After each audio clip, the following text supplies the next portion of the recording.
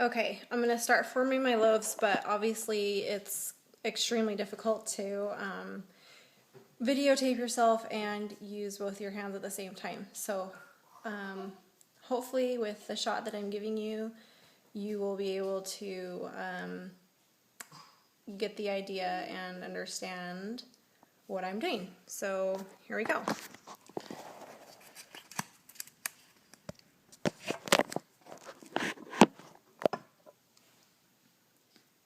Okay, so the first thing that I'm going to do is I'm going to put some oil on my counter. It probably ends up being about, I don't know, maybe between a 1/4 cup and a 1/3 of a cup. So just spread it out on your counter and then rub your hands with the oil so your hands are nice and oily too.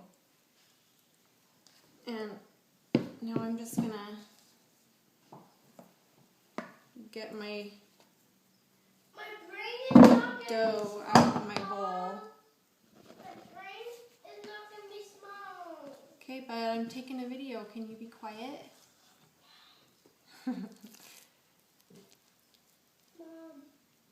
I told my son that he wasn't allowed to play video games today because it makes his brain small. So that's what he's complaining about. What are you talking to? What are you talking to? The camera, buddy. The camera? Yeah. Okay, shh. Okay, so all my dough is on the counter and I'm just going to work it a little bit and get it into a nice long log. Like so. What are those boots called? Hey, shh.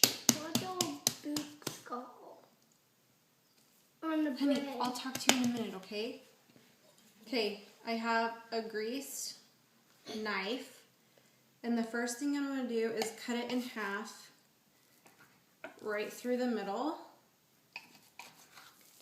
and then I'm going to take each chunk and cut it the other way, because your ends are going to end up being a little bit smaller, and so if you cut off the ends, it's a little bit harder to get equal parts.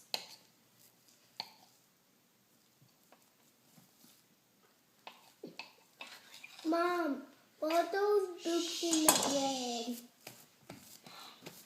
Okay. They're seeds, buddy. Okay. Now I have 4 parts. There goes my camera. Sorry. Are you pushing something? Are you pushing something? And I think I've got oil on it. That's better. Okay, so now I have 4 equal parts, and I'm going to cut a chunk off of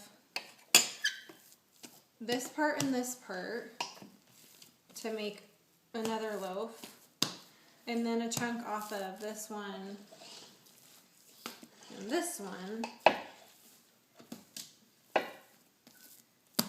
to make another loaf.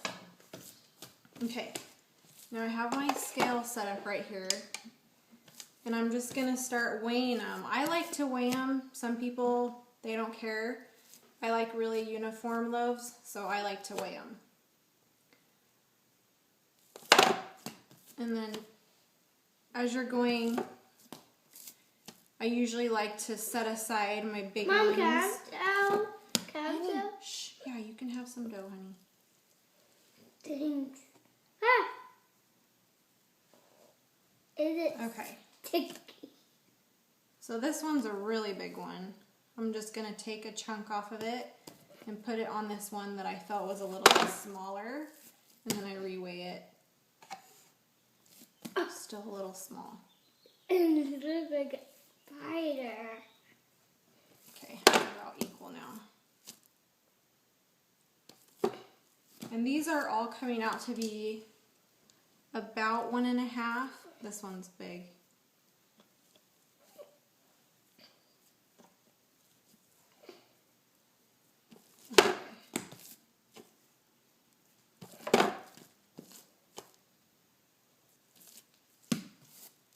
I'm just going through and weighing them all again. They're actually about 1.6. No.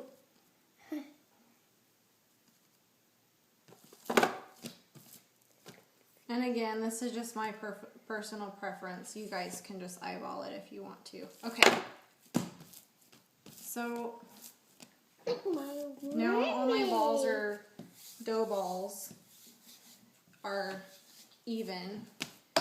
I'm going to take each one and work it a little bit,